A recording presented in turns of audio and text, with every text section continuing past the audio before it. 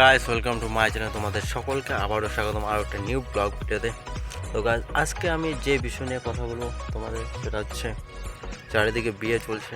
তো বিয়ের সেই গন্ধ তো মজাই আলাদা লাগে। তো বিয়ের কিছু কাহিনী আমি তোমাদের সাথে শেয়ার করব, যেটা এক সময় আমি করেছিলাম আর ইদানিং একটা করেছি, সেটাই তোমাদের সাথে শেয়ার করব।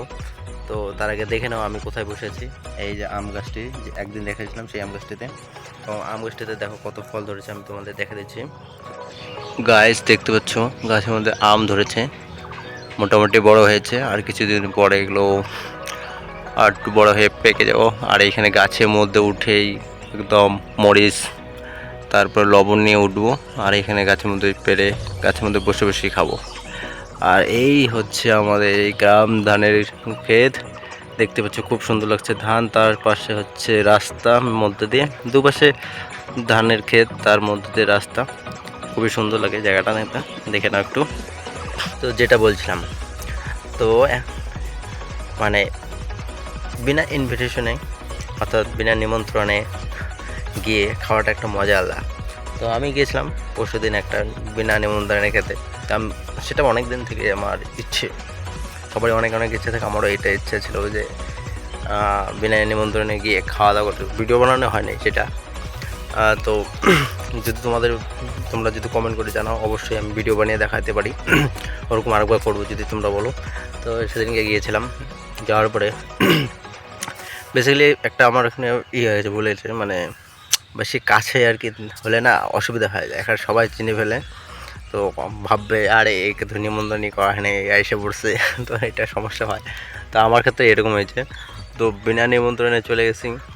তারপরে আর বাড়ির সবাই লোক এসে পড়ছে, এদিকে দেখতেছে বারবার এসে দেখে। তো একটু কিরকম নিজের মধ্যে একটা গিল্টি ফিল হচ্ছিল। তো আমি তো গিয়েছি বিন্দাসে খাইতে তাই একদম পেট ভরে ফুল টুল খাওয়া দাওয়া করে আসলাম আর কি। দেখুক, তো এটা নেক্সট টাইমে করবো অন্য জায়গায়, একটু বাইরে যেতে হবে, কাছাকাছি হলে একটু সমস্যা হয়। তবে আর একটা আমাদের এখানে একবার কী ছিল, মানে ছোটোবেলা একটা মানে একটু বদমাইশ টাইপের থাকে না, বা মানে মজাকিয়া টিম লিডার থাকে না। তো আমি আমাদের এক টিম লিডার ছিলাম। তো সব ছেলেবেলে বাড়িতে ছিল।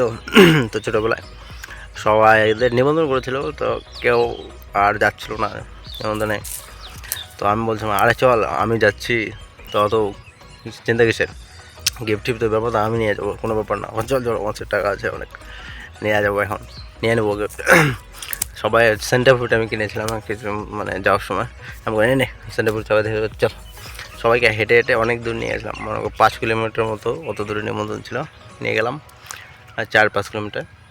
তারপরে ওদের বাড়িতে গেলাম, তখন আরে আমরা তো যাবো না, আমাদের কোনো সমস্যা ছিল, সেই জন্য ও যাবে কী করে দেয়। আমি আছি তো জেঠু, আমি আছি তো কাকু, আমি আছি, চিন্তা করো না, গিফট নিয়ে দিয়ে দেবো, খাওয়া দাওয়া করে চলে আসবো। তা আমার প্ল্যানই ছিল আলাদা, যে কোনো গিফট দেবো না, সবাইকে পাঠিয়ে নিয়ে যাবো, খাওয়া দাওয়া করে আসে বিন্দাসে এসে পড়বো। তো সবাইকে এরকম করে পটিয়ে নিয়ে গেলাম, নিয়ে গিয়ে খাওয়া দাওয়া করে তারপরে এক বিন্দাসে খাওয়া দাওয়া করে চলে এসে বসছি। ওকে গিফট দিলে, আমাকে আরে ভাই গিফট দিলে পোষাবে? ব্যাপারটা হলো বড়ো লোকের বিয়ে, বড়ো লোকের বাড়ি গিফট দিলে বড়ো বড়ো গিফট দিতে লাগে। আমাদের গিফট ছোটো মোটো একটা গিফট হবে, ওই কোথায় ঢেল মেরে ফেলে দেবে, ওটা দেওয়ার মারা থেকে না দেওয়াই ভালো ভাই।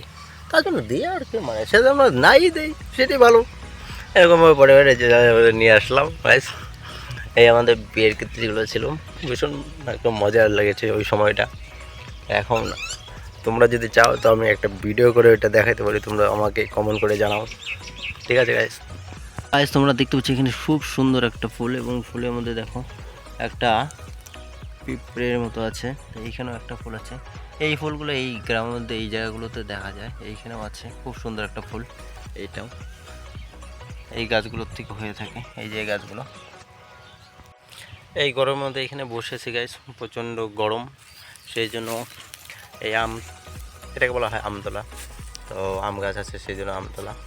তো খুবই মানে হাওয়া লাগে, প্রচণ্ড হাওয়া আসছে, এখানে ছায়া থাকে সবসময়, ভালো লাগে। তো আমার যে ভিডিওগুলো বলছিলাম যে হার্ডওয়ার্ক চ্যালেঞ্জ ভিডিওগুলো নিয়ে আসছে, আর কিছুদিন বাদে আমি শুরু করব, তখন থেকে তোমাদের এই হার্ডওয়ার্ক চ্যালেঞ্জ ভিডিওগুলো আমি দেখাবো একদম দেশিভাবে, কীভাবে একদম দেশিভাবে নিজেকে হার্ডওয়ার্ক করে শরীরকে ফিট রাখা যায়, সেইটাই আমি দেখাবো, ঠিক আছে? কারণ আমাদের এই গ্রামের মধ্যে সেরকম বড় বড় জিম টিম নেই বা জিম নেই যে একটা জিমে গিয়ে করবো। তো দেশিভাবে মানে একদম লোকালভাবে কীভাবে করতে হলে ফিট হতে হয় সেই প্রসেসগুলো তোমাদের দেখাবো। তো আজকের ভিডিও এখানেই রাখছি। যদি ভালো লাগে অবশ্যই like, comment, share and subscribe করে দেবে। দেখা হচ্ছে নেক্সট ব্লগ ভিডিওতে।